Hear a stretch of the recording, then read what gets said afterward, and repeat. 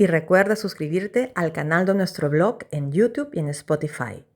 Si quieres saber un poco más sobre los expertos invitados a nuestras charlas, puedes encontrarlos en el apartado Invitados en nuestro blog saludsindramas.com. Muy buenos días, buenas tardes y buenas noches. Bienvenidos y bienvenidas a un episodio más de mi blog Salud sin Dramas. Esta vez tengo a Juan Carlos de Codes como escritor conocido como JC de Codes. ¿Y por qué? Porque JC es coautor junto conmigo y otros autores más de este libro, Nuestro Hijo Común, 15 miradas a la salud emocional. Exactamente, y en este libro, el capítulo de JC es muy interesante, muy importante, Educando en Salud. Bienvenido, JC. Muchas gracias, Ana María. Encantado de estar aquí contigo. Vamos a presentarte brevemente. A ver, eres Mm. valenciano, español y de profesión, igual que mi madre, eres maestro, eres profesor de educación primaria, pero tu crecimiento personal te ha llevado también a tener cargos directivos dentro de la escuela rural en la provincia de Castellón, además de otros proyectos dentro del área de la enseñanza.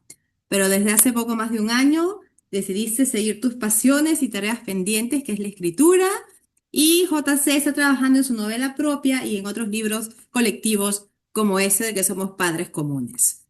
Así es que vamos a ir directamente a lo que vamos. Tienes una cita muy buena en tu capítulo que dice, no puede haber educación sin salud, ni salud sin educación.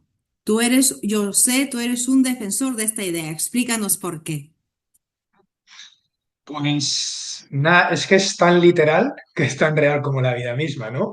Eh, es que no puede haberla, no puede haberla, no hay más. Entonces, además parto de la base de que, además en el capítulo, un poco por desgranarlo, eh, la escuela es el lugar ideal, ¿vale? Donde los niños pasan y las niñas tantas horas, que creo que es un entorno educativo fantástico para promover esos hábitos de salud. Fíjate, yo hablo de los agentes que se tienen que encargar, políticas sanitarias, centros sanitarios, pero claro, tenemos que ir bajando la pirámide y llegar a la práctica, ¿no? Y ahí están las familias y codo con codo tenemos que ir familia y escuela a una. Entonces no puede haber educación sin salud ni salud sin educación, por supuesto. Exactamente, y tú nos hablas en tu capítulo muy claramente de estos dos pilares, además de otras entidades, otros entes, de los dos pilares de educación, y ya dependiendo de lo que se dé con salud o sin salud, familias y educadores. Entonces, una de las Ujú. primeras tareas para nosotros es educarnos nosotros mismos en salud para poder inculcar los hábitos en los niños pequeños.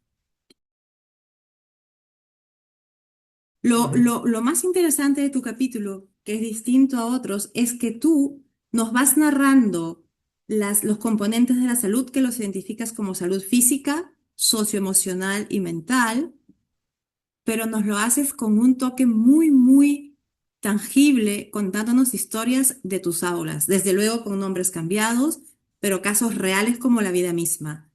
Por favor, Ujú. explícanos el caso que ves en tus aulas de la salud física. Bien. Fíjate si es tan tangible que cuando yo le comenté mi idea a una buena compañera, me dijo, ostras, Juancar, ten cuidado porque puede parecer que, que está siendo muy crítico, ¿no? No, nada más lejos de la realidad, no, no pretendo juzgar, pero tú lo has dicho, la palabra es tan tangible, es tan real que lo he visto en mis 10 años de profesión que no existe un niño que se llama Julián, no es este, que es el que voy a presentar ahora, pero existen muchos Julianes, ¿vale? Entonces, esto es una experiencia que he tenido a lo largo de los años, tangible, y nada, pues comenzamos con Julián. Julián es un niño al que uno de los pilares de salud que le falta es la salud física, ¿vale? Es un relato en el cual, en este caso, la responsabilidad familiar es importante, pero claro, no, no es un juicio hacia esa responsabilidad familiar, porque la situación familiar a veces es muy complicada y me gusta reflejarlo ahí y queda bastante palpable también que no es cuestión de no querer cuidar o no querer fomentar ese hábito saludable es cuestión a veces de que, como digo en la introducción del capítulo, llevamos una vida tan frenética en la sociedad actual que hay veces que no nos paramos a ver lo que estamos haciendo, no somos conscientes en muchos ámbitos, pero en el de la salud, pues también se nos puede escapar. Y nada, pues Julián es un niño con un índice potente de obesidad. Y cuando acaba este relato, pues ya no vamos a los datos reales, pues bien sea el estudio PASOS de la Gasol Foundation, el estudio Aladino, que es un estudio muy potente que se hace en todos los años, en el cual pues se muestra pues, datos que la verdad es que cuando lo lees dices, ostras, ¿no? O por ejemplo Y que un permítelo tercio de la... sin querer ser destripe, dar uno de Mm, estos datos. Por ejemplo, más de sí, un tercio de la población, el 36,1% de la población infantil entre 6 y 9 años, o sea, los pequeñitos, ujú, pequeñitos, sí, tienen sobrepeso u obesidad. obesidad, treinta correcto. y seis por ciento, o sea, es que es más de Mm, uno de cada ujú, tres. correcto. O del CERMEF, el 70% de los niños y adolescentes españoles no hacen la cantidad mínima de ejercicio recomendada por la Organización Mundial de la Salud.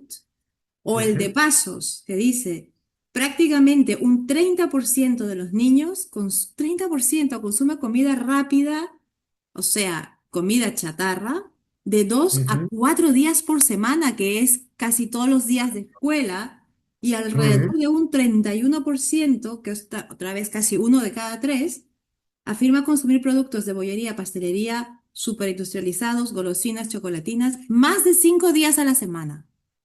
ujú. Fíjate, son datos que impactan. Yo los estoy escuchando ahora de ti, los escribí yo, pero los escucho de ti y me impactan. Y sí que es cierto que, aun impactando, si ves analizando los estudios de los últimos años, existe una mejora. O sea, la existe. Yo lo palpable, que es lo que veo en las escuelas, es que sí que está habiendo una preocupación, sí que las políticas sanitarias y educativas se están uniendo y están trabajando en hábitos alimenticios, en sobre todo pues ese ejercicio físico, en implementarlo. Y yo lo que veo en la realidad en mi escuela en concreto es que pues casos que son pequeñitos pero que se van viendo es los almuercitos de los niños, por ejemplo. Jolín, yo hasta me copio a veces de esos almuerzos y digo, qué bien, ¿no? Tienen sus tapercitos con sus frutitos secos, su fruta, que está viendo una mejora, está claro. Pero como hablo siempre, queda mucho camino por recorrer, queda mucho camino. Porque si tenemos todavía muchos casos como los de Julián, pues evidentemente nos tenemos que plantear cómo fomentar ese hábito en la salud física, que sería el caso de Julián. Luego pasamos al resto. Además, hay otra de las cosas, perdona, dime, Mari. No, no, continúa, continúa.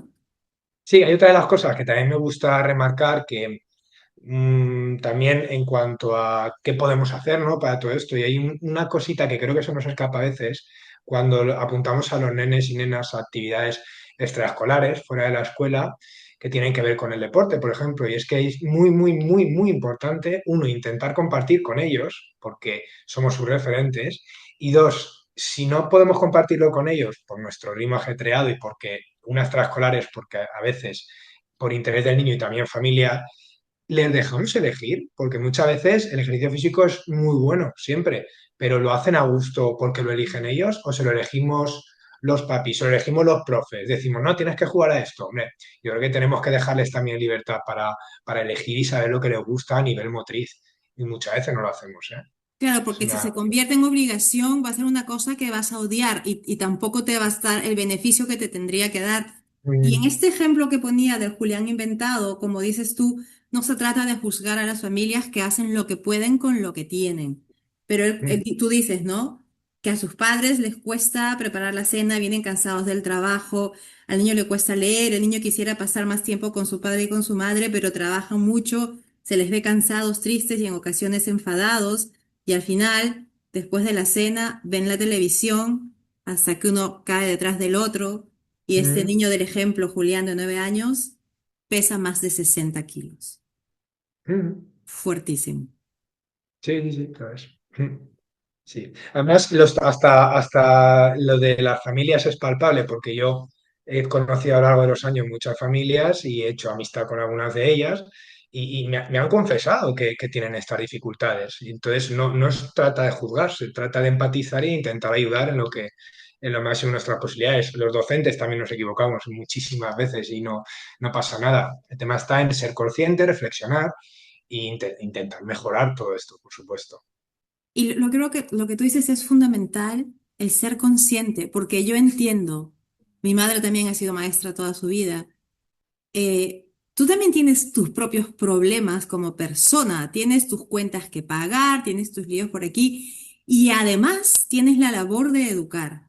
Y como educador al frente de esos niños, tienes una responsabilidad grandísima. Para mí nadie tendría que estar mejor pagado en este mundo que los maestros. Y tener los ojos, o sea, la mente despierta para poder ser consciente de lo que estás viendo. Pero muchas veces, porque he hablado con muchos maestros también aquí, como con los médicos, el día a día, la burocracia te envuelve tanto que te quita tiempo de lo primordial, que es ser consciente de las personitas que tienes delante. Y por eso a mí me impactó mucho tu capítulo leyendo los ejemplos inventados pero reales. El de Julián fue en la parte física, pero por ejemplo, si vamos a lo social emocional, perdón, lo social mental Mental, emocional. emocional, el ejemplo de Adriana. A ver, cuéntanos sobre Adriana. Por ejemplo, tendrían a una mamá que lo leyó, vino llorando a decirme que, uf, qué duro, porque se había sentido identificada en algunas cositas de ellas. No era la mamá de Adriana ni de ninguna, pero bueno, por lo menos a mí ya eso me transmitió mucho decir, bueno, está llegando al menos un mensaje, porque hay varias Adrianas. No existe Adriana, pero hay muchas Adrianas, Claro, igual que pero Julián, cuéntanos ¿no? el dilema de Mm. estas pobres Adrianas.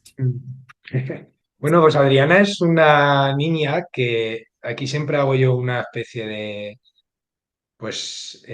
comparación de lo que los niños, de la jornada laboral de los niños y las niñas, ¿no? De que hay veces que entran al colegio antes que los que trabajamos en las escuelas y se van de la escuela más tarde de los que trabajamos en las escuelas, ¿no? Y es cargar, cargar, cargar, cargar y al final no poder más. ¿En qué? Pues esta niña, es el ejemplo de que desde las 8 de la mañana hasta que llega a su casa un poquito antes de cenar, no para de hacer actividades, ¿no? Y todas relacionadas con algún ámbito que ella no ha elegido en muchos casos. El ámbito escolar ya viene marcado por un currículum, pero el ámbito extraescolar, en el caso de Adriana, viene marcado por la afición musical de su mamá, por un lado, por la importancia que le dan los dos a su lengua extranjera, en el inglés, que es el que estudiamos, y por la antigua faceta de atleta de su Vale. papá. Ella es música por su mamá, ella es atleta por su papá, ella estudia inglés por ellos, ella va a escuela, ella es una alumna modélico, pero nadie se ha pensado a parar qué necesita, qué quiere Adriana, Que le gusta. y claro, las expectativas en Adriana están por las nubes y estos casos he visto muchos y luego nos trasladamos a la vida adulta y muchas veces nos pasa también. Y Adriana pues está en un principio de ansiedad importante, importante. Es una niña y tiene una exigencia altísima en notas, que esto también ocurre muchas veces y tal. Fíjate, esta mamá que me hablaba de Adriana, dice, es que sentimos a veces que estamos cargando mucho a nuestros hijos. Lo piensan, lo decían, ¿no? Pero cuando a mí me preguntaban, porque yo conozco a sus hijos, sí que les decía, ¿vuestros hijos están felices? Y dice, hay veces que nos piden más todavía. Claro, también tenemos que valorar nosotros si ese niño está funcionando. Adriana, en este caso, su nivel de salud emocional no está funcionando, ni mental, porque está con una ansiedad tremenda esta niña. Y luego hilamos con las estadísticas de todo esto que ocurre, que ahí están mostrándose, Y tú muy alarmantes mencionas, también. terminando, porque son buenísimos sus ejemplos, ¿no? Que dice que Adriana en la Mm. noche reflexiona sobre el esfuerzo que hace en gimnasia, si a ella le merece la pena. Pero su papá fue un gran atleta y no lo Sí. quiere decepcionar. Ujú, Entonces, como ese ujú. libro que dice, este dolor no es mío, ¿no? Y dice Correcto. que a ella le encantaría poder disfrutar del parque con los amigos, merendar los fines de semana y dar vueltas por aquí y por allá, ser una más y no ser el ejemplo de nada ni nadie como le ocurre en el colegio, que odia ser admirada por sus logros y eso es muy importante y no por ser Adriana. Terminas con esa frase matadora que dice, como cada noche, comienza a llorar a solas en su habitación y a notar ese dolorcito en el pecho que hace que le cueste respirar. ¿Y cuántos años tiene Adriana? 12. ¿Cuántos? Todos yo creo que conocemos a Adrianas en este mundo. Muchos hemos sido Adrianas en este mundo. Y luego ya de adulta tomas responsabilidad y corriges todo lo que salió mal en un momento. Pero es verdad que a veces también los padres no lo hacen por mala intención, al contrario, yo he visto y tengo amigas que a mí me da cosa porque no tienen vida, porque luego del trabajo recogen a los niños, que a las clases de piano, que a las clases de esgrima, que a las clases de natación, que a las clases de aquello, o sea, entre los horarios de trabajo de los padres y los horarios de actividades de los niños, terminan todos exhaustos y me da la impresión que nadie se ha puesto a tener, ¿somos felices haciendo esto? Y muchas veces es por motivos de conciliación familiar, que al final hay que empatizar también con ello porque tenemos ese ritmo de vida laboral también muy, muy alto hoy en día. Pero también muchas otras veces, y esto me sabe mal decirlo, pero es que lo veo, es un poco en plan, aparquemos un poco que cuando, no, hombre, ¿y dónde queda el momento familiar? ¿Dónde queda el disfrutar de tus hijos e hijas, no? No siempre es así, pero he visto todos los casos también y los hemos vivido. Claro, claro, y como dijimos al comienzo, no es juzgar porque tú no sabes la situación de la familia, Por supuesto. que no pueden y los aparcan en alguna actividad Mm, asumiendo que le va a hacer bien a todos.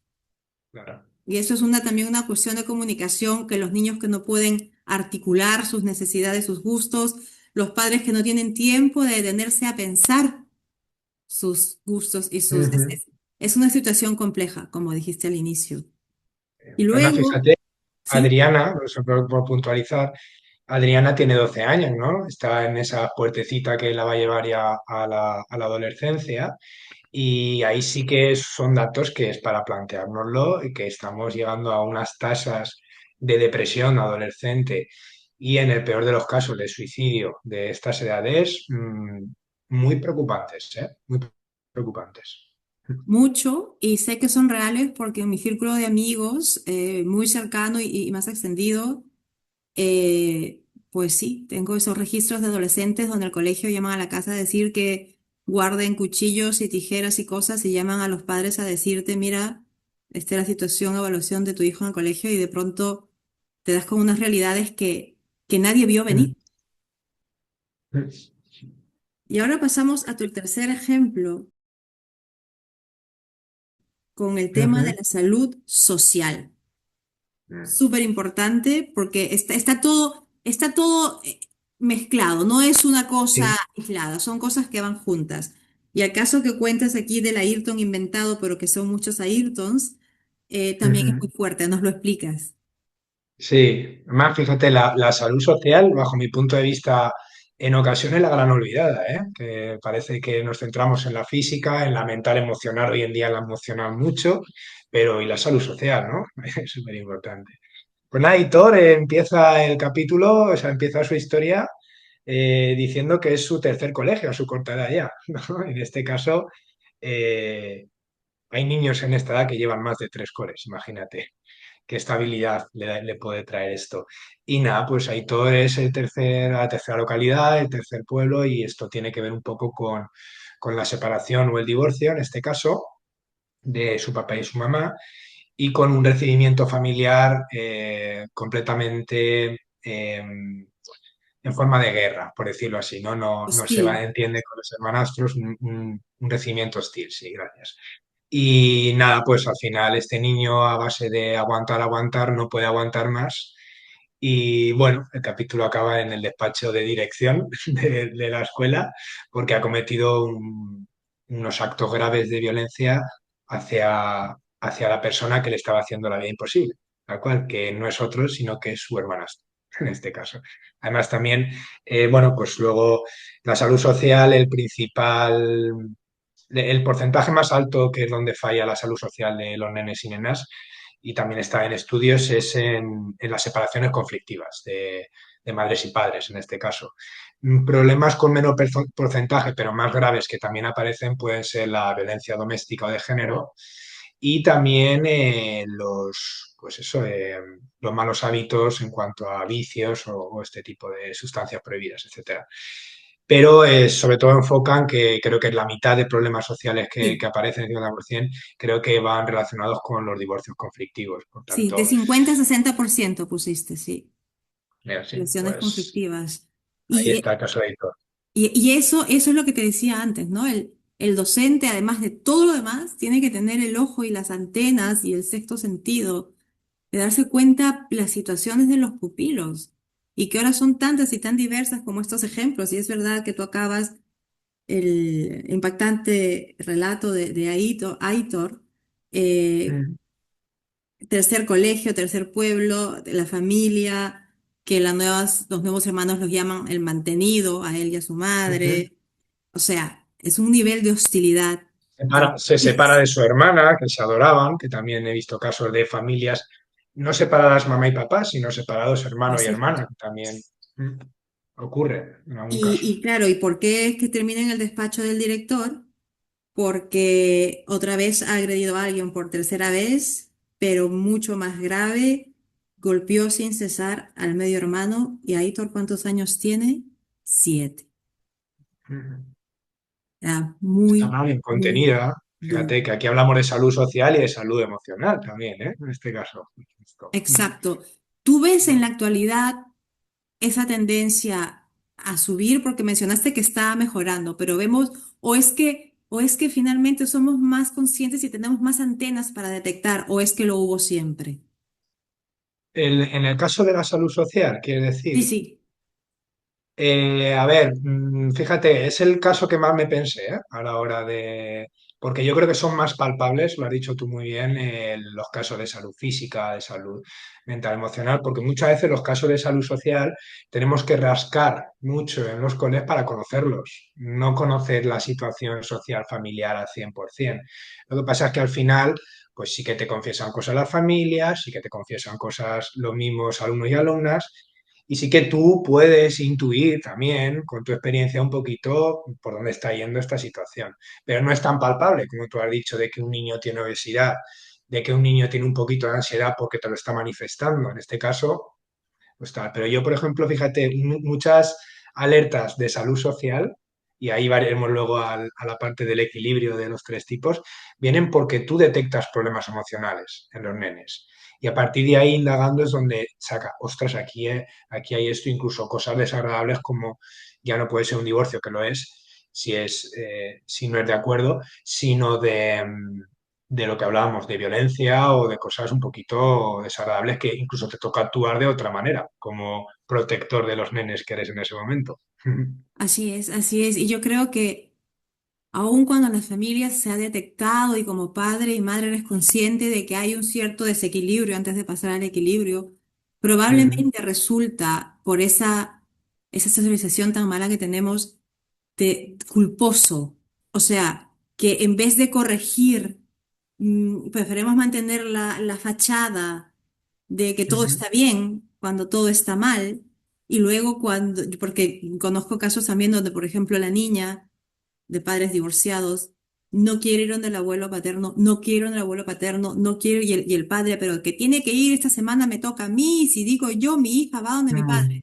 ¿Qué pasa? Que es un padrastro y la niña de 7 años ya le ha dicho a su madre que no le gusta que su abuelo le bese en la boca.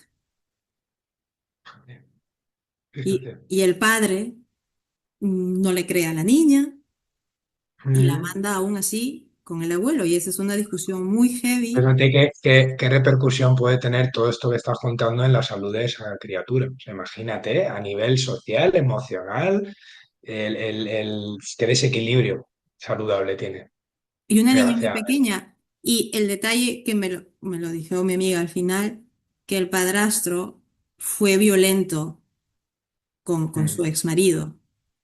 Y Ujú. por eso a mí lo que me retuerce un poco es, si tú ya has pasado por eso, ¿cómo mandas a tu hija hasta el fin de semana con ese abuelo?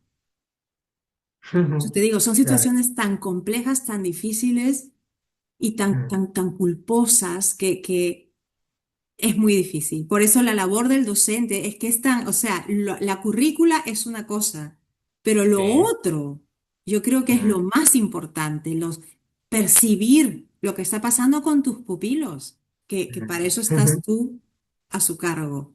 Sí, Y sí. antes de llegar al final con el tema de la importancia del equilibrio de estas tres, que es como una mesa de tres patas, que si falta una, se cae.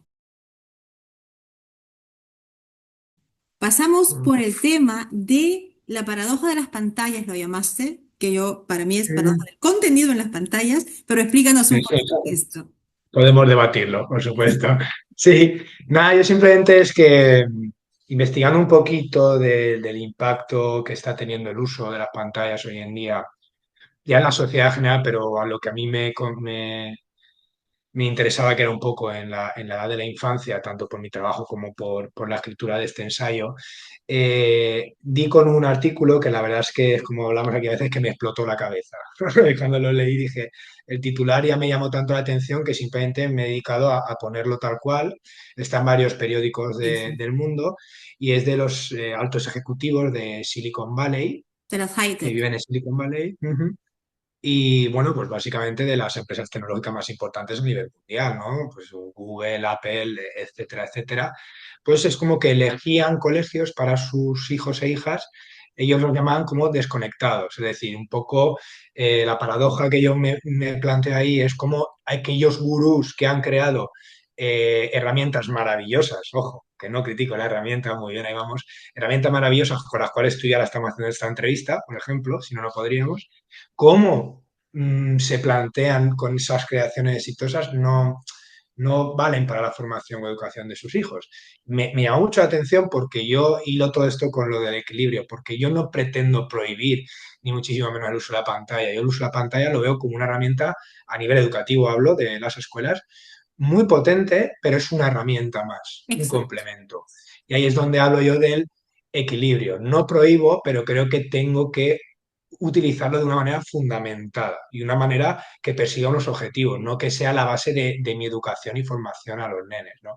Entonces digo que ahí es donde hilo y digo que tal vez la solución no está en prohibir, ¿no? Sino en buscar el equilibrio en el uso de las pantallas y otras herramientas tradicionales que han funcionado y que para mí siguen funcionando muy bien.